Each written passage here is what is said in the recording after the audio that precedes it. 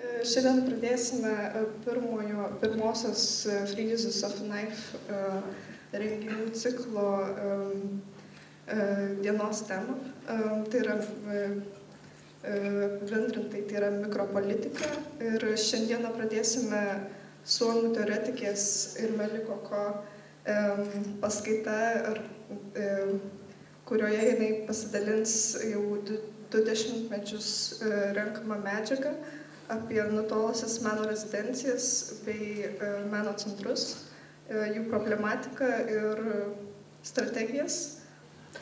Hello everybody, thank you for the invitation to come here. It's really nice to be here, and I hope that we can everybody get something out of this 1 hour and then the conversation.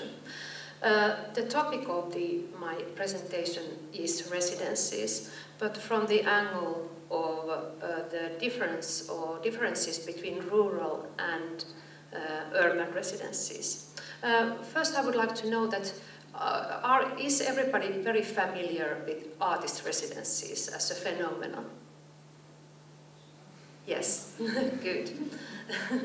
So, my own interest to residency started in mid-90s. That was the time when, let's say, the big changes in the art practices and art field took place. It was the time of appearance of biennials and curators and artist residencies. During the time in Helsinki in the 90s, there really wasn't any local residency programs, and there was a great need for structures that would allow foreign artists to come and work in Helsinki. So that is why I started to work as a producer and curator to start the residency program. Finally, I got really interested in the backgrounds of residencies because there really wasn't any kind of history, and in the end it was some kind of history that was collected from different articles and lectures. In 2008, I made a research on the cultural policy program about international residencies using the Res Artis database. Res Artis database is Res Artis is an association of residency programs from all over the world, and there are about 300 of them as members. And I used this database in looking, and it's in fact perceiving and figuring out what kind of types really are functioning nowadays. But I'm not going into these types or the material that was then used. Instead, in presentation, I will talk about the development of artist residencies, their rural and urban backgrounds, and aspects and questions which are related on both. In artist residencies, the places, the layers and the meanings of traveling and place are very connected to each other. In the world also of global mobility, where artworks are created in particular places and circumstances and situations. Claire Doherty defines a situation as an artistic practice where the situation or the context is the starting point of an artwork. In situated artistic practices, the place and the situation forms the impetus of the research subject in the process of making art, says Claire Doherty. If we talk about residencies, we can ask that what kind of situation is the residency in creating and producing an artwork. And we can think of the topic of this evening, which is remoteness. How does this remoteness, what kind of surrounding a situation is a rural setting, a remote setting for artistic production, and how it differs from the urban situation. But in order to perceive the questions of remote residencies, because I think I'm more kind of looking for the questions that how to approach the remote residencies as a situation of artistic work. And for doing that, I would like to go to the backgrounds of residencies and the development of the residencies in general. In residencies, with the residencies, I understand artist gatherings in particular places in a more or less organized form. So residency is not any kind of artist gathering.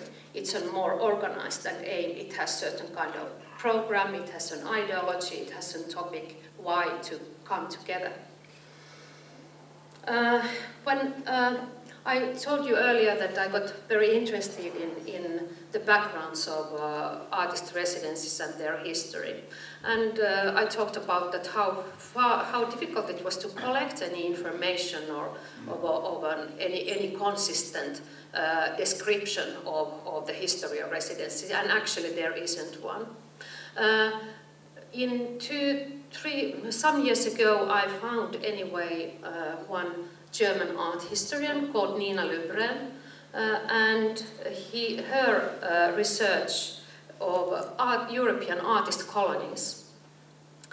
The name of the book, which is published based on her research, is called Artist Colonies in Europe in the 19th Century and Before the First World War.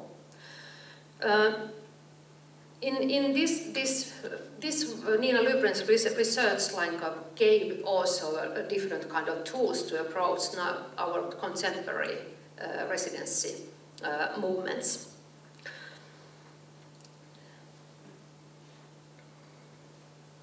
So I would like to start now with these European artist colonies. In her book, Lubren describes about the time period of 1860 and between 1910. During that 40-50 years, around 3,000 artists from all over Europe and United States retired as a mass movement for different periods of time to establish artist colonies in rural areas, mainly in Europe. In France, Netherlands and Germany, but also in Baltic Sea region, in Scandinavia, in Belgium, United Kingdom, Hungary, Slovenia. In the same period, also in the United States, artists and authors and scientists found the nature and Native American culture of New Mexico. Artists from different countries traveled to Santa Fe and Taos to investigate based on the interest on the culture and religion of the local Native American population. For example, Akseli Kallenkallela, the famous Finnish, our national artist, spent there for 2-3 years. What was the driving force for this movement was and of the whole time was the newly found nature. And as an ideological background, it was during the Romanticism.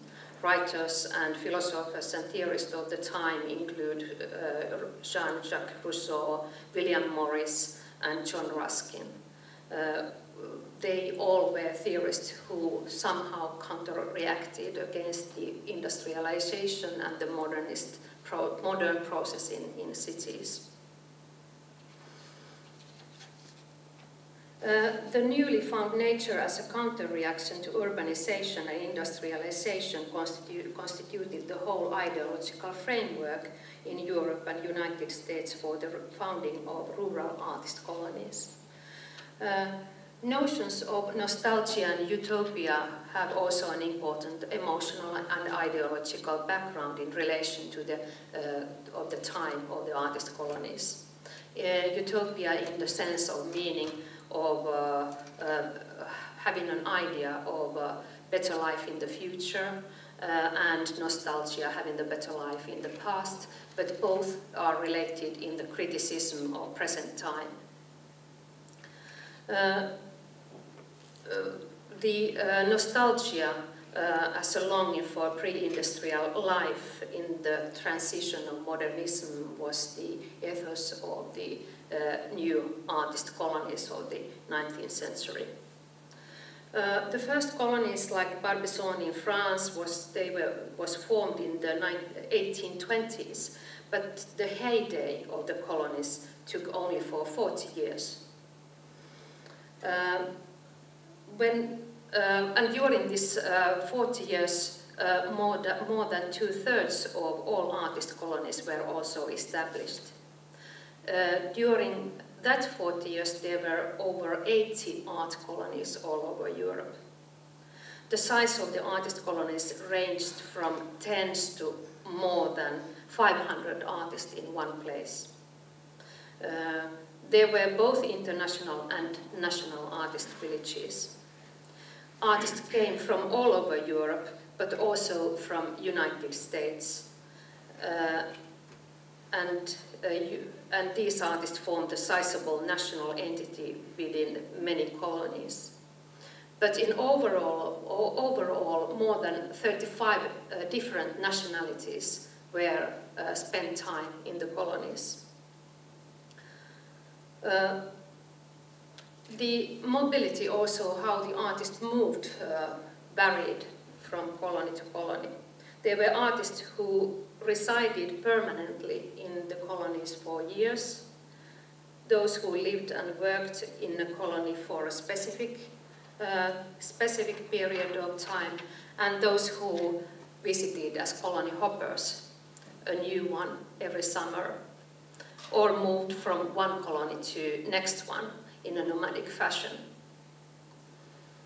Löfgren also describes the particular sociability of the artist colonies. Artists lived, worked and dined together. They organized communal picnics and parties, painted together and talked about art. As one artist, Henry James Thaddeus, describes, the life in the open air, together with the absorbing, delightful occupation of painting from nature, followed by a pleasant reunions in the evening, constituting an ideal existence to which I know no parallel. Artists in the colonies also interacted with their environment, but primarily by painting and sketching it. The active interaction with local inhabitants happened through modeling. The villages were painted and drawn to represent the authenticity of rural life, untouched of modernism. These representations of an authentic life and the two key types of nature painting, forest and minimal landscape paintings, they were in the end targeted to urban middle-class audiences. Colonies stimulated not only the urban art markets, but also local rural business. Cafes, restaurants, hotels, and bed and breakfast places were established around the colonies. And other services also that helped to keep the artists, keep up the artist assemblies. The idea of creating a new sensual experience of nature was the central agenda among the artists. The experience of giving oneself to the countryside and being immersed in the sights and colors and sounds, smells and details of nature led artists to develop their own brand of plein air practice, which led to Impressionism. There were also new innovations like studio on wheels, which made it possible to move outside of the studio. In paintings also appeared an unfocused, immediate foreground, which idea was to lead the viewer's gaze to the sensual experience of nature, admiration and amazement about nature. After this, 19th or 20s, when moving into the 20th century, to the shift from the early modern to the modern era, it implied a new urban rebellion and bohemian artist, which no longer suited to the rural, peaceful villages. And after the First World War, rural artist colonies in Europe, they lost most of their significance from the perspective of art production. The remaining villages became destinations for cultural tourism. Nina Lubren calls the first Brücke exhibition in 1906 as a symbolic cut-off date for the heyday of rural artist colonies. She describes the exhibition to be a set of oppositional counter-establishment, highly politicized, self-consciously innovative and formally experimental group practices that was to dominate Western art worlds after 1918. So in the background, the biggest shift from moving from the rural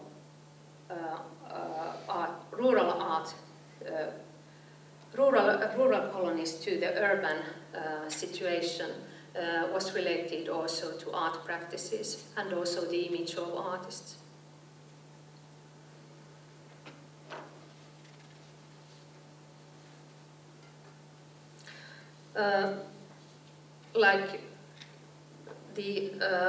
However, the artist colonies in the countryside, they were still functioning, and artists continued to go there.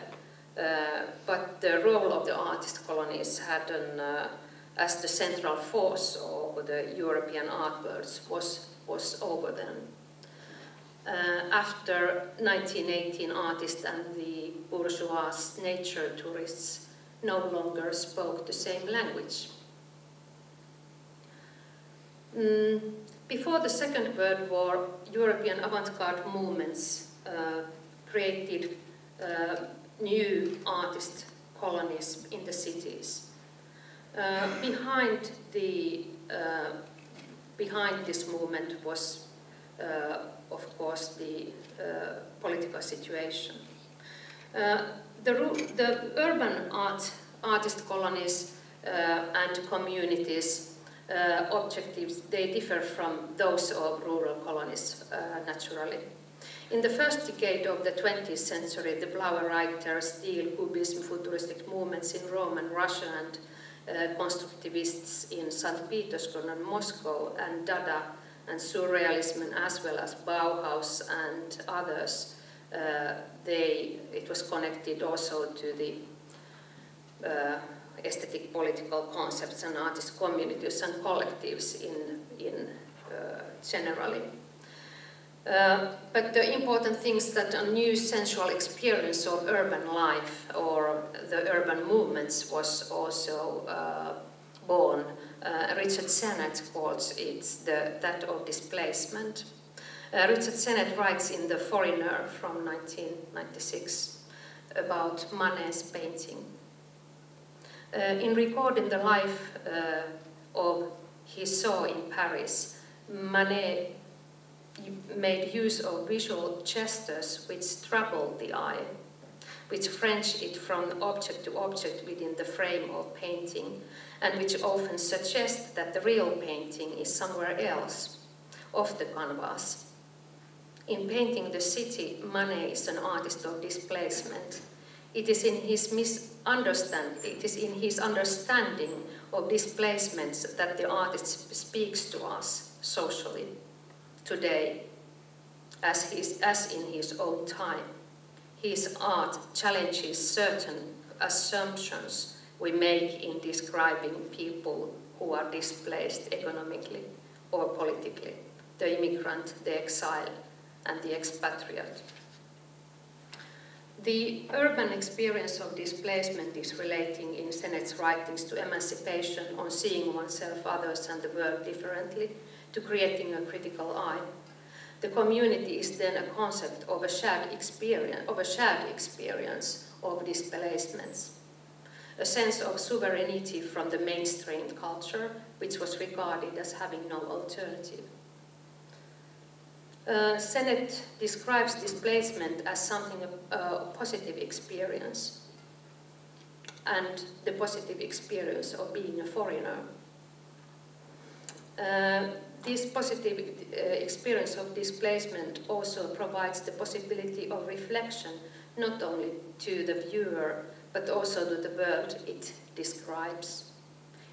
It speaks about the promise of modernism, that the disturbances in the stage of immobility bring within a new value in a human sense of existence. During the first 3 decades of the 20th century, cosmopolitan artist communities represented intellectual homes across nations, states and language boundaries in a Europe of anti-Semitism and exile, nationalism, restricted mobility and patriarchal power. As a result of the Second World War and the flows of refugees, European artist gatherings emerged in the United States. That also meant a new born for the art colonies and an artist residency as an idea. In Black Mountain College summer residencies in the 50s, as you know, the artists, composers, authors and dancers of the American avant-garde came together. And they created the optimal model for artist collectives and community work. Black Mountain summer residencies upgraded the idea of artist colonies as a rural retreat into a collective laboratory for experimental art. Afterward, the PS1 Residence Center in New York and the Künstlerhaus Bethanien in Berlin, which were both established in the fall of 70s and 80s, represented the continuity of the avant-garde spirit of the Black Mountain College. Innovation and creating new things now constituted the core of the operations of urban residencies. The goals of urban residencies continued to promote an aim of analytical and historical avant-garde to redefine art conventions.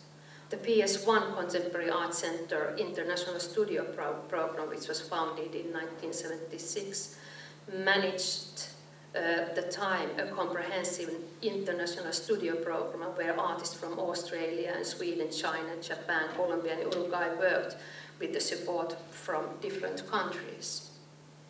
PS1 was an example for many future artist residence centers, such as the International Artist Studio Program in Sweden, JASPIS. According to Swedish researcher Charlotte Bydler, since the late 80s, the international residence programs were specified so that they could offer a ready infrastructure for new traveling artists as they arrived at the heart of the one urban art world to another.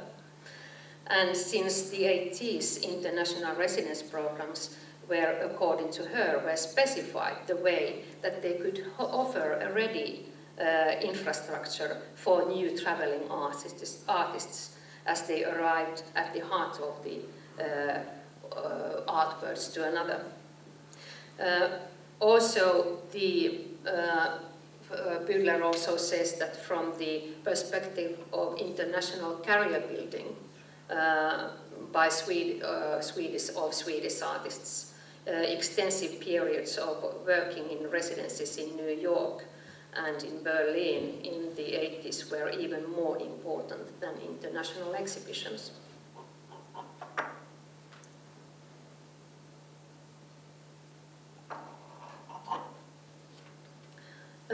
Mi Bong Kwon has written about in his books One Place After Another how in the 60s and 70s minimalism changed the idea of the artwork, which would be independent from the meanings or location where it is created. A new kind of connection was established between a work of art and the site of making it, and the connection could also require a spectator.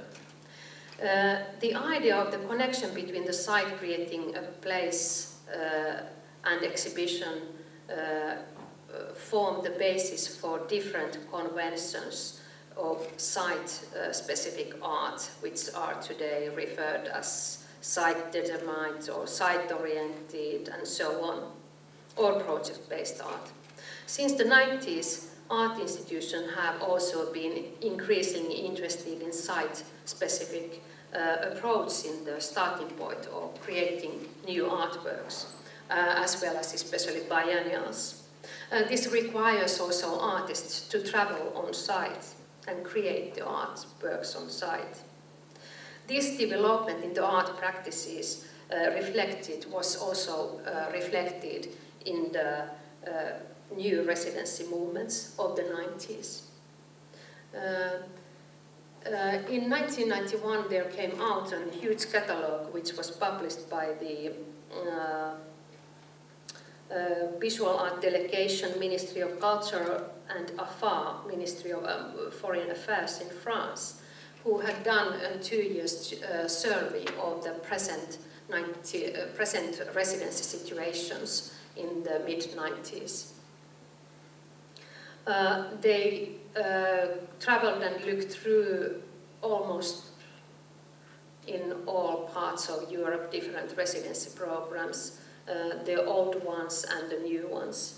And they also formed a new criteria on how to select the residency programs for the catalogue. The catalogue is a very, very thick one. It includes 200 descriptions of 200 catalogues.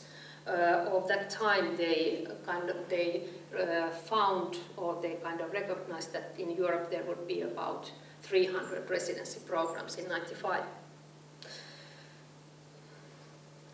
They took to the catalogue 200 residency organizations from 29 countries and then 5 different networks. Most of them were in cities. The selection criteria for the catalogue of these New Spirit residencies was based on a certain ethos, which this is a direct quotation: the provision of workspace for research and experimentation and the encouraging of creative activity through contacts either with other artists or with a specific environment. The situation was that in Europe that time there were many older artist residency programs in the countryside, which either reshaped their programs or they stayed as they were, as a kind of visitors' places, as kind of art hotels or art hostels and so on. And instead this programming of residencies to fit into new art practices plus the new artist mobility was then the criteria for the new wave of residencies. Also another third element of the residency in this reshaping their programs was the international aspect. All nationalities, they were to be open to all nationalities. Most residencies in the countryside of the time were meant only for certain, like artist houses or studio complexes were meant to artists of their own nation. In all, the residencies were seen to provide an arena in which the unexpected can materialize. And the studio of the residency was seen to embody art in transition, not the gestation of the work itself. The residency is a laboratory constantly concerned to creative production or critical reflection. Residencies paved the way for future projects, so they were mostly process-oriented. They were not so aimed to the final product or producing artworks, but instead to have a space for experimentation and process. when in residence the artist was seen to work more in a kind of situation than in a studio, or the studio was seen as an isolated idea of making art. Today there are more than 1,000 residencies all over the world. Artist routes go from the Spitsbergen to Amazon, from countryside of China to Murmansk and Rovaniemi, wherever. There are residencies in cities, in towns, and in metropolis and small towns, in villages.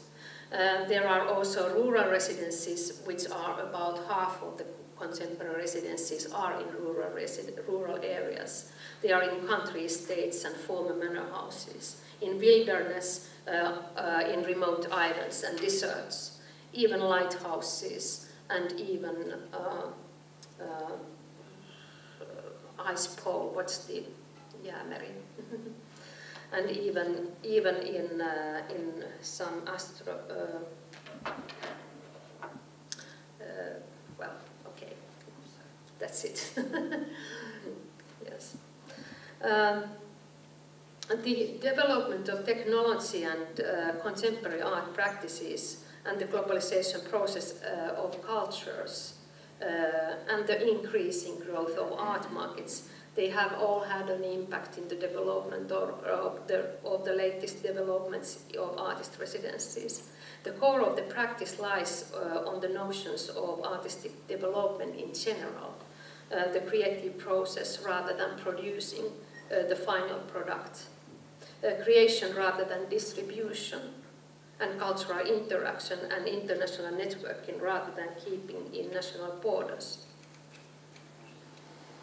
When in 2000, only a few years ago,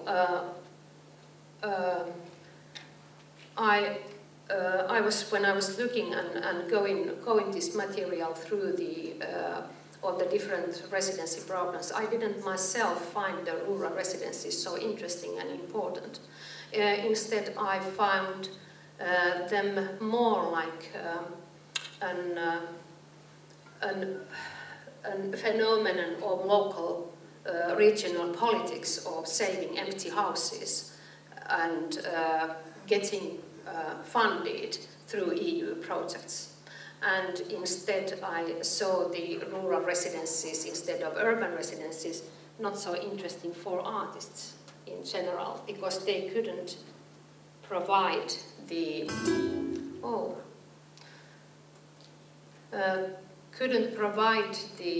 possibility of contacts.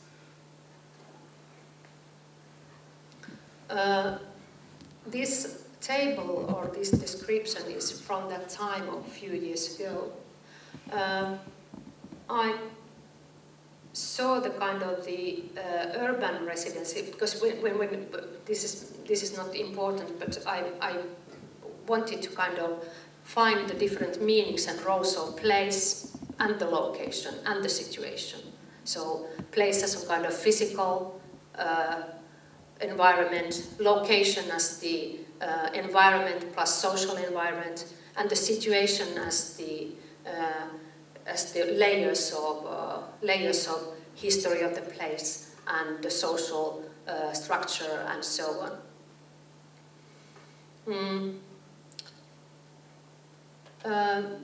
So in fact, you see the situation that in the rural, the isolation instead of the urban one is the kind of the main point. The only kind of working situation in rural areas was that could be found was the professional support and other kind of support, and the human factor, which is this very in rural places. It's easier for artists to come to know the people who are living in the area. In urban residencies, the networking is the kind of the idea of getting the contacts with the local art fields and to local artists and organizations. However, in rural residencies, the artist is also more dependent on social and professional support and can't work so independently.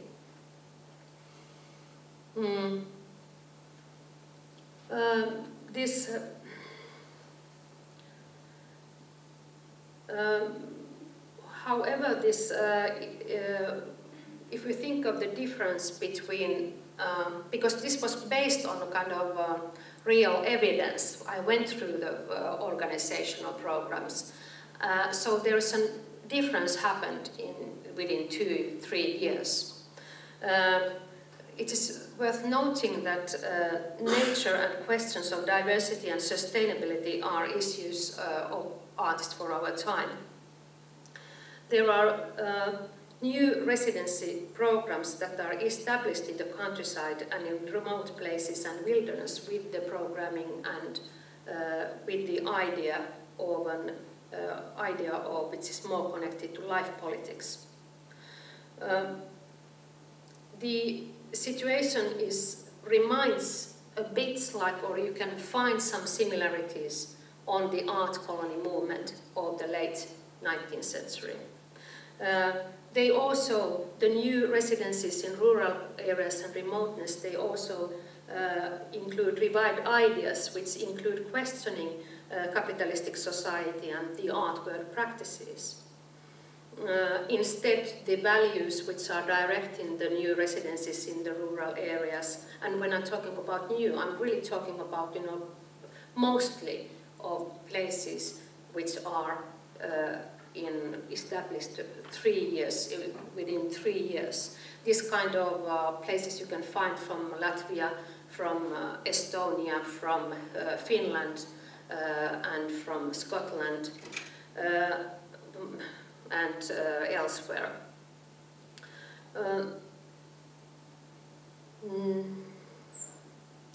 Slowing down and reassessing science and art and nature and art communities, the role of communities and art, where are some of the values that are searched for.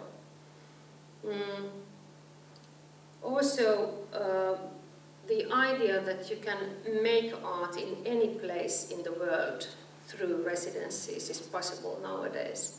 And mostly because of the development of communication technology. Remoteness is not a wall of isolation anymore.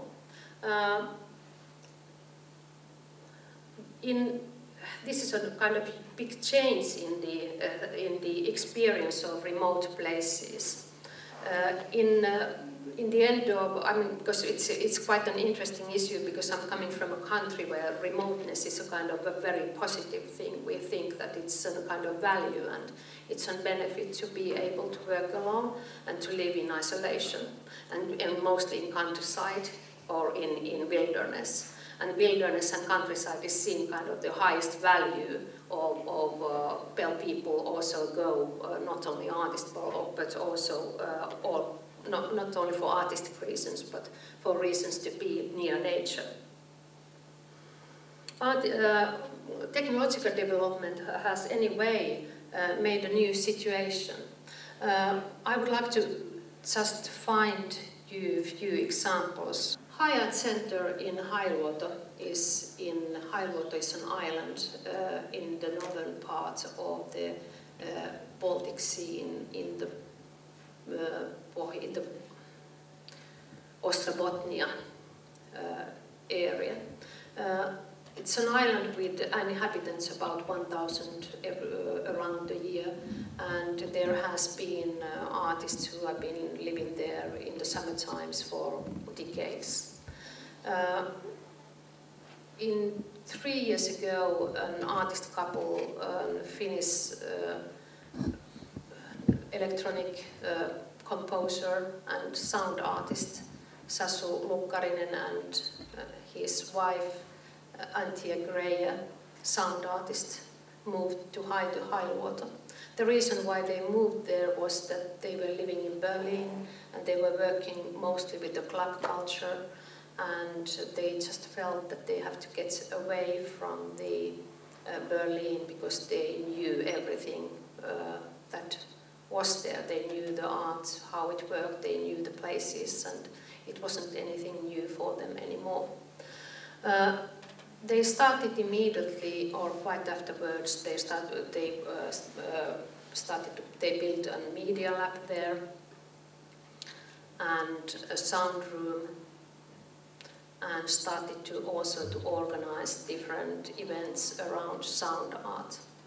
One of their main interests during the time became the natural sounds, and they organized also events and residencies around topics like wind or air.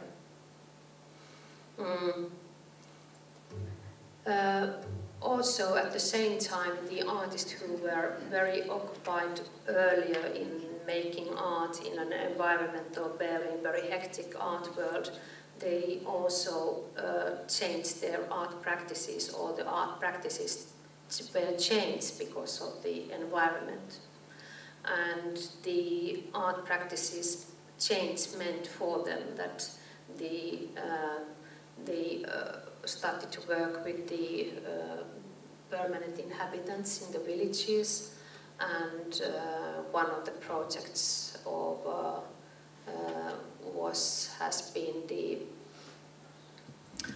has been iPad and iPhone orchestra with children, and choir, sound choir with the inhabitant. Wind as a Context and Wilderness Art Conference in 2012 was their latest international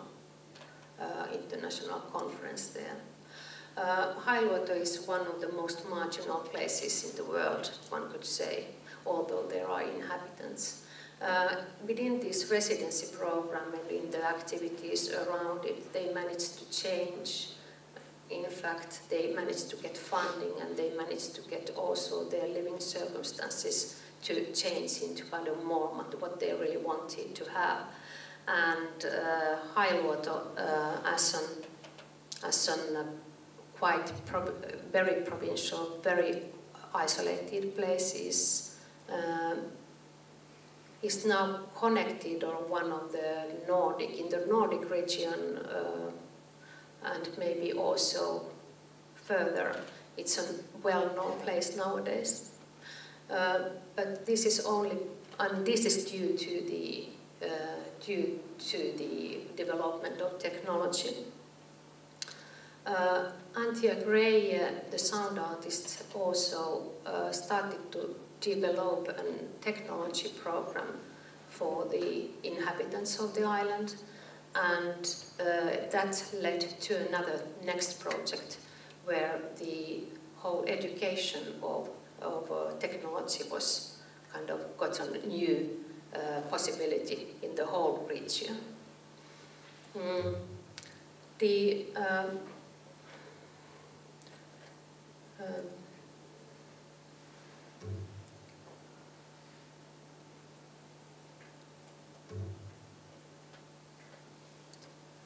Sound room, yes. Their main focus of interest in this high art center is the relationship of nature and art. Instead, in Mustarinta Center in the Finnish woods,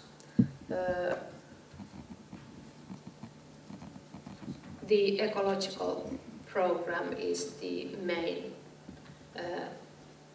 motive of establishing the place in the middle of the forest, which is it's one of the most rare places in the old forests, because all the forests are cut. So there is about 5% of the Finnish woods is new forest. It's cut, and then the new trees are about between 30 or 40 years old. Mustarinta is a house which is just in the middle of the forest, so the nearest neighbors are 2 kilometers from the house. The artists who are invited or taken in by application work there for between 2 weeks to 2 months. They also go. Sometimes they don't stay there permanently. They also go to cities in the middle because it's also very far from. It's quite difficult to go there. Their main program aim is to kind of create a new language between art and nature, and also the criticality approach of new eco-criticism.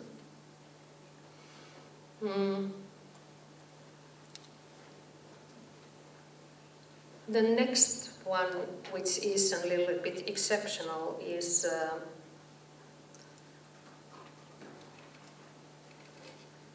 the new residencies, which are in especially in Nordic countries. They are usually initiatives of artists, not like from the municipality or not the regional or anything. Artists, they have found a house or a place, and then they move there, and then they start to construct the houses, and then they start the residency. One of the Swedish new residencies is called Cultivator. It's a program which aims at the new connection between farming and art. Cultivator has also managed to get a new position also in the discussion of art and its role in societies. Cultivator is an island called Öland, which is between Sweden and Denmark. Their practices and events, they include events around cultivating, farming, food, animals, housing, everything very domestic. Cultivator is also testing an alternative for the modernistic artist role and also the defined modernity. I'm not going now deep in there. What I find is interesting in each of these examples or these cases is that the artist, as a kind of, let's say that this tradition of avant-garde artist, which is quite prevailing still, which is based on criticality, and in a way criticality meant also as a tradition of what we could say a negative criticism, has turned into kind of a very constructive idea of an artist.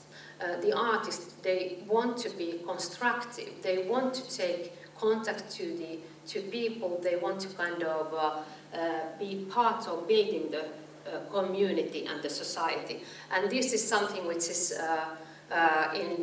this idea of an shifting in the artist role in the rural art communities, in the rural art residencies is one of the questions which can be said that how does it lead, but what kind of phenomena it will have in art also.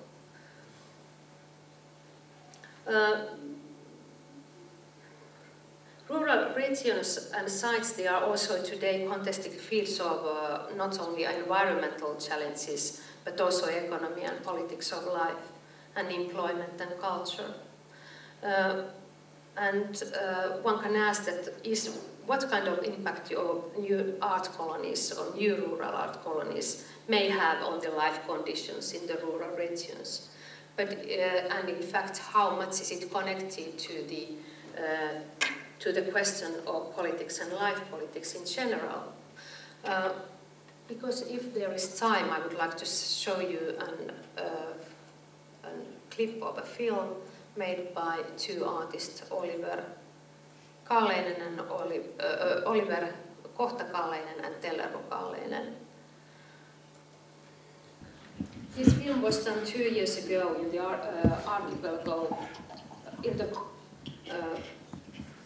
archipelago between Sweden and Finland, and it was a commissioned project by the Turku Cultural Capital. 2 artists, Tellervo Kalleinen and Oliver Kohta-Kalleinen, worked with the inhabitants of the remote islands in the sea, with people who were living there most of the time.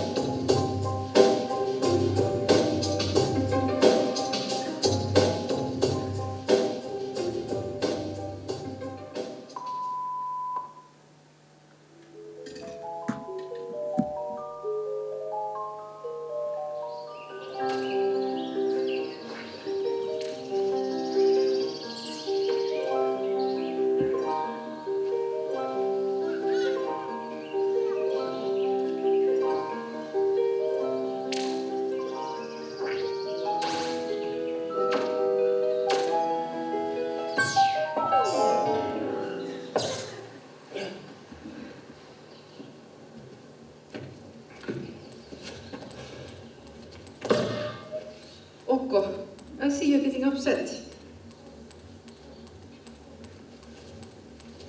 When you did not reach Laivys' ball, did you feel angry? Because your need for achievement was not met. Yes.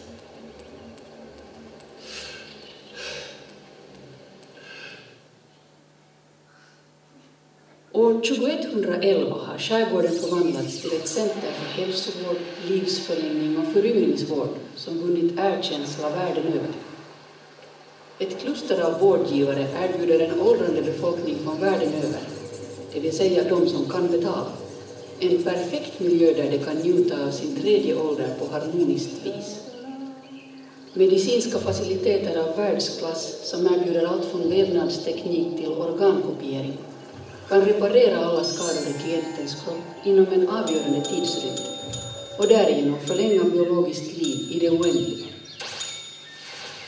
Kliniken för oändlig harmonisk hög ålder, Hotskär, där ålderdom är valfri, har certifierats med undantag A av Ministeriet för befolkningskontroll.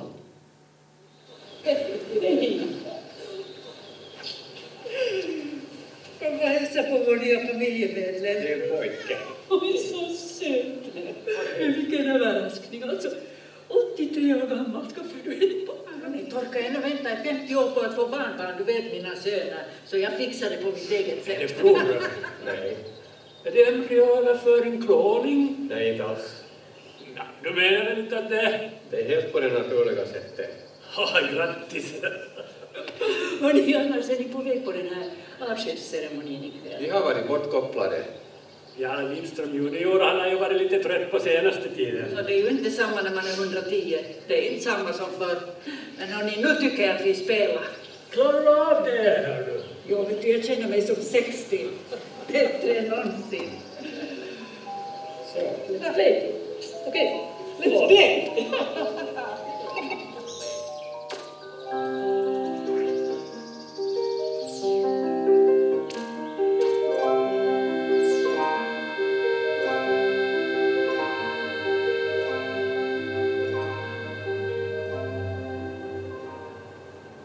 inför dina vänner och i vittnens närvaro frågar jag dig, Johan Stefan Lindström. Är det din högsta önskan och vilja att idag, den 28 maj 2111, avsluta ditt liv? Om så är, svara då ja, det är det. Ja, det är det.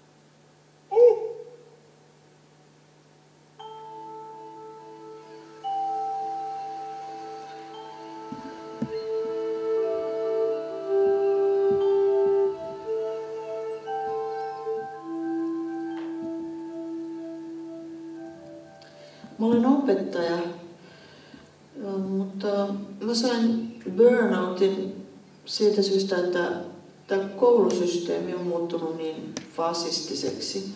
Ja sitten mä päätin tulla hakemaan paikkaa Tjääkoordeniin eli Rakkaussaarelle. Vuonna 2111 saaristo tulee olemaan autonominen vyöhyke maailman valtiossa. Jokaisella saarista eletään omanlaistaan elämää. Ytterholmin saarella asuvat ekoanarkistit.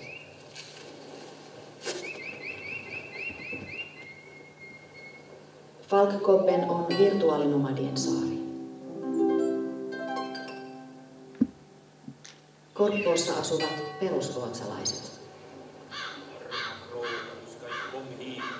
Saaristo on ainoa paikka maailmassa, jossa vielä on elämäntyylien monimuotoisuutta. Sinne muuttavat pakenevat maailmanlaajuisen tehoyhteiskunnan yhdenmukaistavaa yksitoikkoisuutta. Saaristoon muuttaminen on rajoitettua.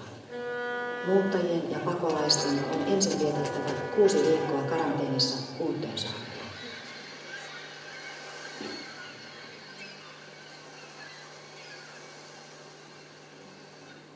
Jag är ekoanarkist. Jag vill flytta till Yttersholmen till de andra. Men nu säger den idiotiska artificiella intelligensen att jag fejkar min anarkism.